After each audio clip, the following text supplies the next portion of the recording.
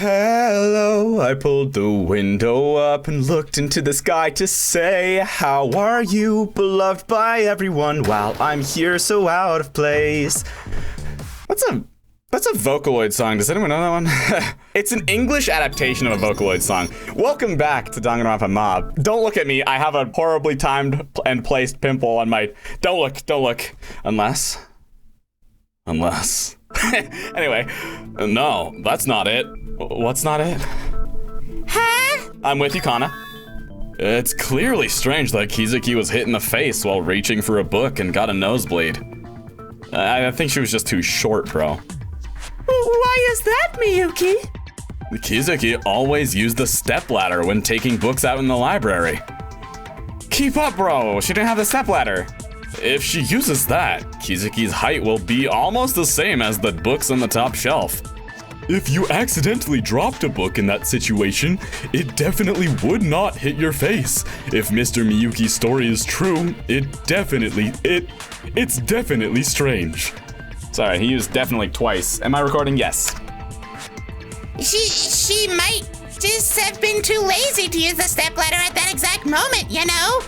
It's hard to say. Having this ladder quite useful. Okay. It's such a relief that this exists. Without it, I would have to strain quite a bit every time to pull out books that I can now easily access whenever I want. Do you have to use a ladder every time you take a book from the shelf? Isn't that inconvenient? Not at all. In fact, not using it is more inconvenient, right? I can't even imagine. That's all, folks. I can't even imagine investigating without this now. Yeah, so she wanted to use it, but it wasn't available. She also said that she always uses the stepladder to get the books on the top shelf, and that she'd be even more inconvenienced without one. Do you remember, Shitanda? Yeah, that's exactly word for word. I heard the whole thing. She even messed up her English like you just did. It's actually a good thing that Shitanda overheard our conversation back then. It's strange that someone who acted like that would suddenly be annoyed and try to take a book without using the ladder, pushing their luck. Even so, can this situation be explained? Imagine getting hit in the face by a falling book, even after using a ladder. I don't get it. This is quite difficult. Maybe while climbing the ladder, they accidentally knocked over a book that was stuck there, and then it fell as she was looking up. The book that was wobbling unsteadily eventually fell onto her face. If that's the case... Good guess. But it's not that. If that were the case, there's no way her glasses could have flown so far away. Oh, right. That's how it was. The fact that the White Rabbit's glasses came off and she had a nosebleed means there was quite a distance between the book and her face, wouldn't you say? We understand that. She used a ladder. It's just that we can't figure out why there was a drop even though a ladder was used. What if we said she couldn't use the ladder? What does that mean? That's exactly what I mean. If there's no way Kizuki wouldn't have used the ladder, then couldn't it have been a situation where she could not use the ladder? That's what I was thinking. But why would she even go for a book on the top shelf in the first place, you know? Like, couldn't she just investigate the lower shelves until she got the ladder back? The first possibility that comes to mind is someone probably took it. Huh? We talked about that earlier. Mikawa mentioned he took it. Me? We can't jump to conclusions. Someone else may have taken it. But there are no other testimonies about that. Couldn't the culprit have taken it and kept silent? They likely didn't want to be needlessly associated with the incident. That's probably not it. There were no other fingerprints on the ladder besides those of Kizuki and Mikawa. I'm having doubts about whether we can just gloss over this so easily. What if they used cloth or a piece of their clothes in place of gloves to carry it? Yeah, especially Tomo. Maybe you could just wrap your hands in that long scarf. Get him. I don't trust him either. Point taken. But that is unlikely. No, it's all right to skip over that. There's a reason we don't need to consider that possibility. What is it? Perhaps Jumanji is saying that because the Flash anagram is about to begin. No, I don't think that's why she's saying that. I think she's saying that because llamas.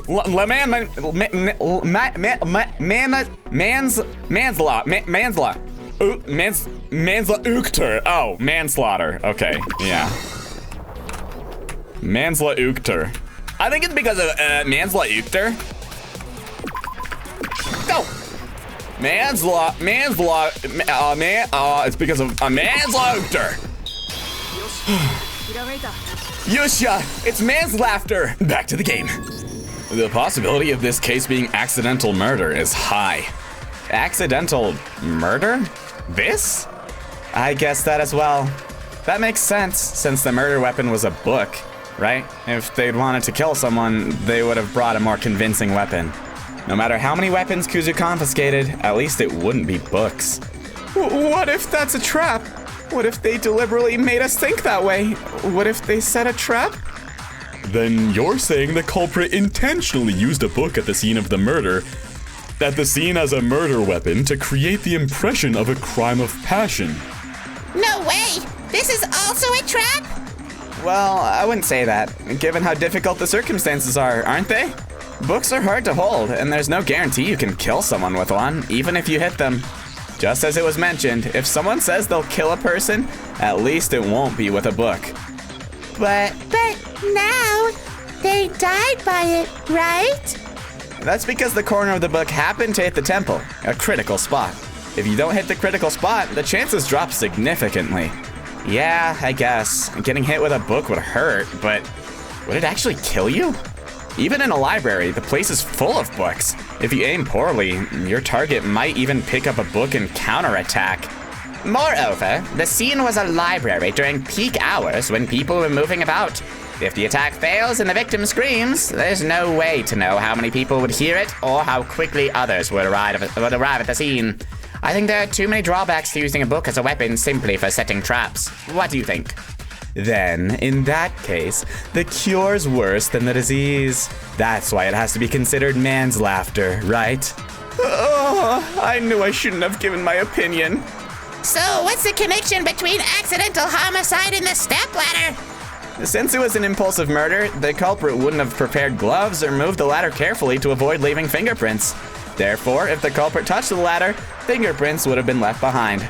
However, since there are only fingerprints of Mikawa and Kizuki on the ladder, it can be concluded that the culprit did not move the ladder. Yeah, there aren't even any spare gloves at this school. Out of all of us, Mikawa is the only one who usually wears gloves, and even then, he only wears one. Are you Michael Jackson? If the culprit had moved the ladder, there would have been fingerprints left for sure. Huh? But isn't she wearing them too? These are called fingerless gloves. With my fingers completely exposed like this, do you think my fingerprints wouldn't show if I wear these? I see. So, is the conclusion that the reason Miss Kizuki didn't use the ladder is because Mr. Mikawa took it? Isn't it too early to jump to conclusions? The ladder could have been broken, you know. That wouldn't be the case. It was fine when we checked. On top of that, the dust that had been stuck between the parts was still there. Wait. Then because I brought the ladder, Kizuki forced herself to get the books, and then she got a nosebleed. Did I cause Kizuki's death because I took the ladder? I don't know. It seems like the culprit would have killed Kizuki regardless of her condition. Someone tell that guy to calm down before he flips out again. It's hard to listen to him. Hold on a moment, please. Calm down before you flip out again. Aren't you overlooking a crucial point? Huh? What? The chance that if Mr. Mikawa is the culprit, of course, while Mr. Mikawa was with Miss Ego, he touched the ladder then. But couldn't he have touched it at other times as well? Indeed, it's a possibility that's hard to overlook. Hold on. Isn't this too much of a coincidence? I didn't know exactly when Mikawa brought the ladder with Ego, but going back to a place he's been to before and taking something once he once took, feels a bit forced, doesn't it? Maybe. Who knows? Maybe Mikawa read all our thoughts and tried to provoke that kind of reaction. It could be that. How do I gasp in a squeaky voice? No, that's impossible. Huh? There we go. I can see right through you with my x-rays. See? How about you tell the truth now? Rawr! Rawr! No, it's not true. Kana, stop the nonsense. Mikawa is not the culprit. Not the culprit. Is that true? Truthfully, revealing this right from the start feels a bit like I'm butting in too much. Without making things certain, I don't think the reasoning will make any progress. It's definitely encouraging that one less suspect is in the picture. So what's your reason for him not being the culprit? It's a fact that can be revealed with one piece, it's real by the way, of evidence that was already mentioned. It's the weapon. The weapon? Could it be that more information is still contained within it? It's not even a different topic. It's something you all saw while investigating. Does anyone know about the specifics of the weapon? We had a conversation about this with the people who analyzed the fingerprints. That's the little thingy that fell out. That's, it has to be. Oh! What? Okay. When the culprit committed the murder, they would have first grabbed the weapon and slung it. I wonder what happened at that moment. Okay. I do too. Kizuki's blood, no. Traces in the floor. The Dangerous Book. It's a normal album. All the albums are stored in the library. Traces on the weapon. One corner of the bookcase used as a weapon is stained with blood. The bookcase used as a weapon? You mean the book? And starting from that spot, blood splatters across the cover. It's probably this, no?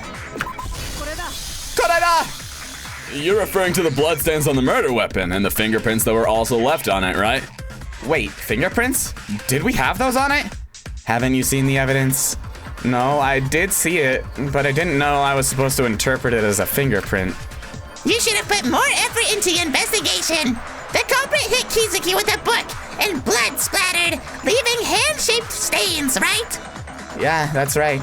So that means the culprit's hands would have blood splattered on them too, right? Yeah, I guess so. Oh, that's what you meant. That's exactly why Mikawa can't be the culprit. Got it? What is it, though? I'm really sorry as someone seeking defense, but I have no idea either. In my opinion, I think because he was wearing gloves. Koreda! Isn't it because Mikawa wore a glove on one hand? If blood splattered on your hand while wearing gloves, of course the gloves would be stained with blood. Oh, I see. But what does it have to do with that? Even after saying all this, you still don't understand? I suppose that can happen. You're subtly dismissive. Just get angry. Go ahead and be angry. If I get angry, you'll just complain you were scolded again, aren't you? Anyway, if that's reason, why? Easy. Let's just think about the time frame when the coward could have committed the crime. The coward? Are you talking about Mikawa? So how did it go again? It was clearly a very short time, between 45 and 49 minutes. Well, yeah. Considering he even had to go back and forth to the library in between, he probably didn't have time to do anything else. But when you watch the video shot by that amateur cameraman, was there blood on the glove of the coward who arrived at the diner at 49 minutes? There was none. Definitely. Definitively. That's right. Judging by the bloodstains on the book, a considerable amount of blood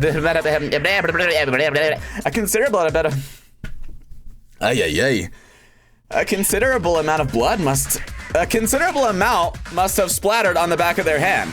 Right. At the very least, it must have been impossible to hide naturally. Really? Was there no time? Are you trying to say that there's some kind of trick involved? Running at full speed.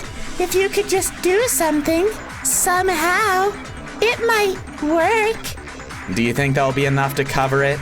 Even if they wash it with water, it'll... Excuse me. I just had dinner. Anyway, Echo, continue. It will take more than 10 minutes to completely remove it to the point where it won't show, and to dry it off as well. Now that I think about it, yeah. Your blood! Blood! That startled me.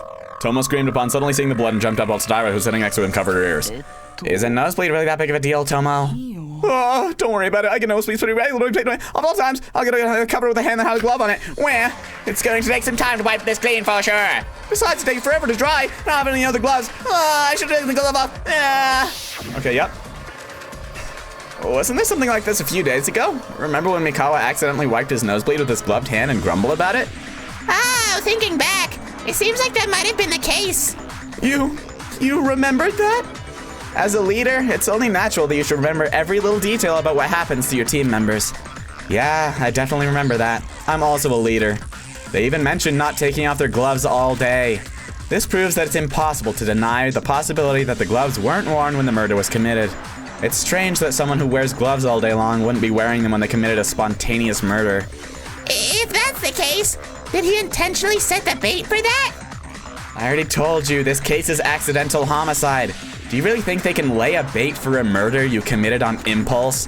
So the point is, Mikawa cannot be the culprit, correct? Indeed, another suspect has been eliminated. So now, the remaining suspects are Miss Ego, Miss Kana, Miss Mizuki, Mr. Shajin, Mr. Shitata, Mr. Maji, Miss Tsubaki, Mr. Toma, Mr. Miyuki, so there are 9 left. Right, because herself and Mr. Blade, Justin. Why am I calling him Mr. Blade? Am I really innocent? Really? Oh, what a relief. I don't have to be suspected by you guys anymore. No, wait. I've unnecessarily ended up on the suspect list and caused you all to worry. I guess I should ask for forgiveness, right? By that point, you've seriously messed up. So, Miss Ego, how does the fact that Mr. Mikawa is not the culprit help in uncovering the truth? I'll tell you about that from now on. Here's a question. If someone on the suspect list is determined to not be the culprit, what advantage does that provide when conducting an investigation? The number of possibilities gets reduced? My heart feels 10% more at ease. The suspect licks become the suspect licks. The suspect does not lick. The suspect licks.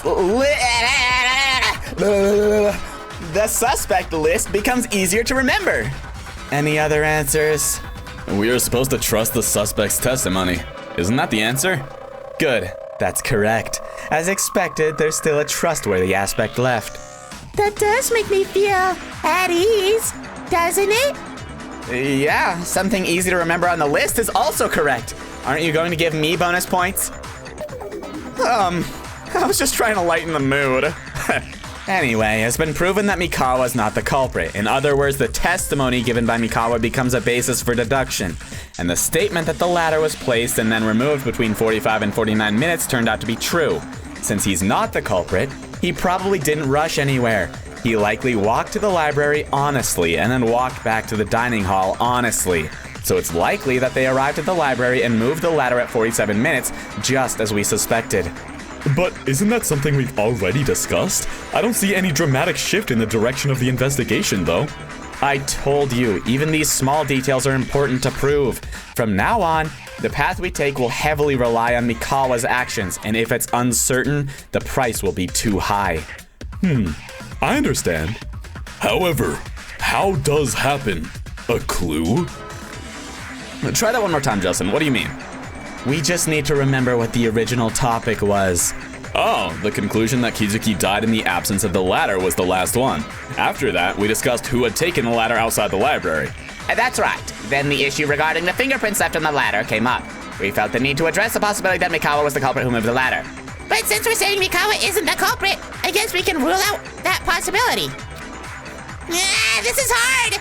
Honestly, I feel like I'm about to die just by trying to keep up. Right. When Iwata died, it wasn't like this back then. Well, back then, there wasn't all this convoluted stuff. You just had the clues and you interpreted them. But is it okay for us to be like this? What do you mean by that? I may have misunderstood something, but following this logic, wouldn't that establish a new standard for the culprit? What? Really? How does that work? Consider this. It has now been proven that the only person who left the scene carrying the ladder was Mr. Mikawa. And Miss Kizuki, who was murdered in the meantime, while there was no ladder. In that case, then it means that Miss Kizuki was murdered during the time frame when Mr. Mikawa took the ladder outside. Yes, specifically, that's between 4:18 p.m. and 4:47 p.m. And wasn't there a condition that came before that? Was there? What do you mean? After 4:20 blaze it? No, that's not it. Okay, sorry. I don't know. It's when Shinano left the weapon in the library. That's the answer. Oh. It wasn't it was 4:30. I think it was 4:30. I don't remember. Koreda. After 4:30, from the moment Shinano brought the weapon to the scene, the culprit was able to commit the crime. Well then, that narrows things down a lot. The culprit is whoever killed the white rabbit between 4:30 p.m. and 4:47 p.m. And between those times, anyone without an alibi. There aren't many, are there? Show alibi list, quickly! Here it is, but I'm not going to give it to you. It's hard to understand what you're saying. Then pass it on the leader. Yeah, give it to me. Here. Okay. First off, Ego was with Mikawa from 18 minutes to 45 minutes. She didn't show up at the library until Mikawa brought the ladder to the scene. Therefore, she's not the culprit. Sarashina, I'm talking now. I guess I can talk again. Sarashina has an alibi from the 15th to the 50th minute, and Shinano has a recorded video from the 30th minute, so it is impossible for them to have committed the crime. Tsubaki and I? Who is this? Is this Tsubaki? Oh, this is Misaki, right? Tsubaki and I were together from 15 minutes to 47 minutes, so we can't be the culprit. And Tomo was with Dang it, Tomo. And Tomo was with Shitanda from 30 minutes to 53 minutes, so they have an alibi. These 6 people can be excluded from the suspects list. But then, the only people left are Erika Jumanji, Satsuki Kana, and Miyuki Nozomi. Only these 3 remain. Ugh, I killed my best friend. I don't like how these are the only options. But I'm glad that my boy is no longer in the pool. Class trial suspended. You're suspended from class. Trial? Let me view my e-handbook and save. Okay. Class trial, resume. Yes! Let's resume. Oh, well, this was an expected outcome. But it's not necessarily Jumanji, right? Because wasn't she cleared since her glasses have a chain? I guess that doesn't clear her. It's so unfair. Me too. I was just sleeping I was going honkshu in my room, okay? You know that kind of excuse won't work in this situation, right? She's right. No matter how much I protest that I'm not the one, it's just empty words in this class trial. My heartbeat begins to increase. Boom, boom. I was so sure of our deductions when the suspect pool is wide. Boom, boom. But now that it's narrowed down, I'm hesitating like this. Boom, boom. It's cunning. They're so cunning that it's enough to make me shudder. Boom, boom. That's my best friend right there. I started this trial determined to catch Kizuki's killer myself. But I'm hesitating so much because I feel like I'm in danger. That can't be possible. Is there anyone who would like to confess to something early? There's no way that'd happen, right? Could there really be a culprit among these few? Based on our deductions so far, that seems to be the case. Oh. Shinano, are you okay, buddy? I really can't do this. You want me to interrogate and suspect someone who's right here, staring at me with their eyes wide open? What should I do? What? Are you saying you're giving up on the class trial? I'd rather believe Monokuma did this. That would be easier to make my mind at ease. I can't do it. I can't threaten, harass, or point fingers at someone who's right in front of me. I just can't do this. What's this about? After you've been doing so well until now. Now, calm down. I understand this is really tough. It would naturally be overwhelming to know that someone's life hangs in the balance because of our decisions. If you're feeling mentally overwhelmed, it's okay to step back. We won't force you. However, please don't let your will break. I absolutely can't bear witness to that while I'm still alive. Right, relax. You've got too much on your mind right now, so let's recharge first, okay? I'm sorry, everyone. That's enough for now. We don't have time to worry about the stragglers. We need to quickly find the culprit and escape this moment. Let's get back to the main point. Oh, I can't believe it. There's a culprit among the three of them. What should we do from now on? I don't know. We should grab some, like, Taiwanese food. What do you guys think? Are you hungry? Are you saying that one of us is really the culprit? Jumanji and Kana both have their odd quirks, but they didn't seem like villains. The only villains... Yeah. That guy had no talent, right? A worthless nobody like him, who's worth nothing, dares to think he can set foot in Hope's Peak Academy, the school for the elite of the elite? His arrogance is off the charts. I picked him because I didn't like him. Like I said before, I hesitated to kill the rest of you because you're so talented, you know? Yeah, she seemed like a villain. Is it inevitable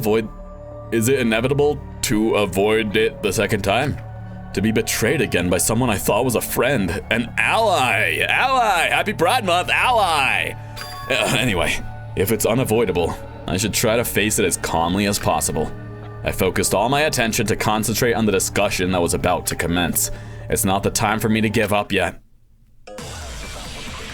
Okay. Non-stop debate, start! Trace on the weapon, disappear toilet paper, stepladder. Yeah, the toilet paper is the only thing that we don't know about yet, right? How do I... Sorry, how do I... No, what? How do I... Back. How do I change my... How do I... I'm not even reading the things. How do I change my bullet? No!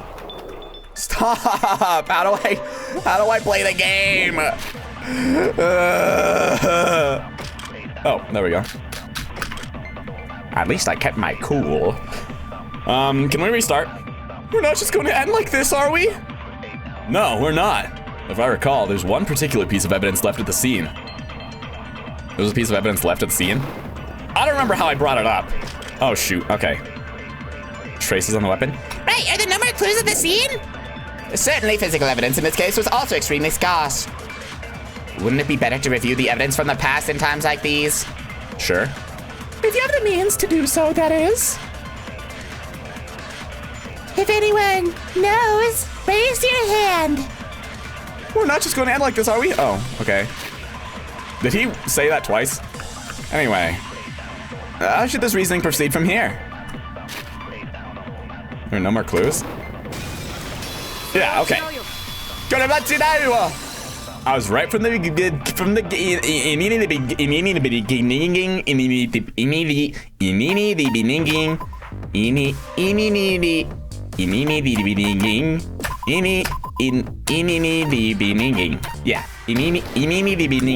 Okay. Back to the trial. You guys know that video? I love that video. Actually, there was only one piece of evidence. Oh, sorry, I read One Piece again and my mind stopped. There was only one piece of evidence left at the scene. Huh? What else was there?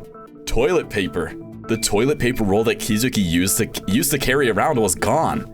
I told everyone when the investigation was almost over. Don't you remember? Oh, I remember hearing that. Right. You said she had rhinitis and left a roll of toilet paper at the library, right? Yeah, she always kept it by her side when she was investigating in the library, but it vanished without a trace at the crime scene. Sure. Wouldn't there be a possibility that Miss Kizuki recovered from that? Recovered from rhinitis? I don't know what rhinitis is, but I don't think that's something you recover from. I think that chance is low. The library is full of dust, so being inside the library doesn't solve her allergies at all. It's strange to move the toilet paper somewhere else when she still needs it. That's certainly the most common sense approach, but something still doesn't quite add up. No, even if that's the case, it wouldn't be the White Rabbit who cleaned up the tissues. What's the reason? According to the reasoning so far, the existence of the toilet paper has become incredibly important because of the nosebleed. Nosebleed? Why? Didn't I tell you earlier? The White Rabbit was dealing with the gushing blood from her nose, and then she died soon after. And whatever it was that wiped her nose, the culprit took away. Yeah, you definitely mentioned that. I've said this much, and you still don't get it? And if you still don't get it, then ask yourself what on earth would they use to wipe up the blood? Is there another tissue besides the one she usually carries around? Ah, I see. I wonder about that now. When Kizuki died, her nosebleed must have been dealt with somehow. This is supported by the fact that there was no blood near the body's nose. That's right. There were no blood stains near the nose, so we didn't even consider the possibility of a nosebleed. There wasn't anything in the library that could absorb liquids like tissues. There is a way to tear out pages from a book and use them, but as a book lover, she certainly wouldn't have done that. That is a violation of school rules, as mentioned before. It is vandalism. But even so, if she tries to find tissues somewhere else, her nosebleed will just keep flowing. But other than the smeared marks, there was no additional blood found on the library carpet. There were no direct stains of blood droplets on Kizuki's sleeves or hands. The smudges on the sleeves are, of course, a separate matter. Then, if I understand correctly, Miss Kizuki handled the nosebleed right there on the spot. The only possible way that could happen is if she uses the tissue she already had. Yes. And right after the nosebleed was taken care of, the white rabbit was killed. This also came up earlier, right? In other words, the tissue would have been next to the white rabbit until the culprit arrived. And yet, it has completely vanished. It seems the only possibility left is that the culprit got rid of it. Then finding the whereabouts of that tissue will be the key to solving the case, right? Even though you told us that, in the end, we just came to the conclusion that we couldn't find it. That's right. We looked everywhere, but we couldn't find it. Yes, I guarantee that as well. So the conclusion is only one. The culprit got rid of it without anyone knowing. Well, you say that without anyone noticing, but that's harder than you think in a confined space like this. Looking at the video Shinano filmed, they really searched the place thoroughly, didn't they? It was hard trying to find it for the both of us while being wary of one another. Well, there must have been ways to either flush it down the toilet or take it to a private room, right? There's quite a few options. It probably wasn't as simple as Miss Misaki said. There's a reason for that. That would be the case because the tissue had blood on it. No? Wouldn't that be suspicious? Maybe it was bulky. I guess it was a whole toilet paper roll, right? Because it was a fresh roll that she grabbed. Yeah. Because the toilet paper is not as small as we think. After tearing it open and not using it for a while, it was definitely not a size that could be hidden easily inside clothes. This talk, I think I've heard of it before. Yeah, it was mentioned at the last trial too. If you're the culprit, you'd naturally be concerned about what others think. Ah, so that's what you meant. That's true. Even according to Jumanji, the culprit of this case is trying hard to manipulate the direction of our investigation. Of course, they would have carefully paid attention to each piece of evidence or witness testimony left at the scene. It's unthinkable that they wouldn't have been concerned about others' perceptions. I understand. Can the logic regarding that large cloth still be applied? There might be a slight difference. Of course, a piece of cloth is much larger than a single toilet paper, but since it's equally impossible to hide in one's arms anyway, let's set that aside. There are two significant differences that cannot be ignored. First, time. In first case, they moved during nighttime hours, so the chance of encountering someone in between is extremely slim. But this time, the incident happened in the afternoon when people were going about their daily lives. You're right. No matter how carefully you move, someone might suddenly appear from somewhere and provide a witness account. Second is the destination. In Iwata's case, there was a clear destination near the classroom that absolutely had to be reached.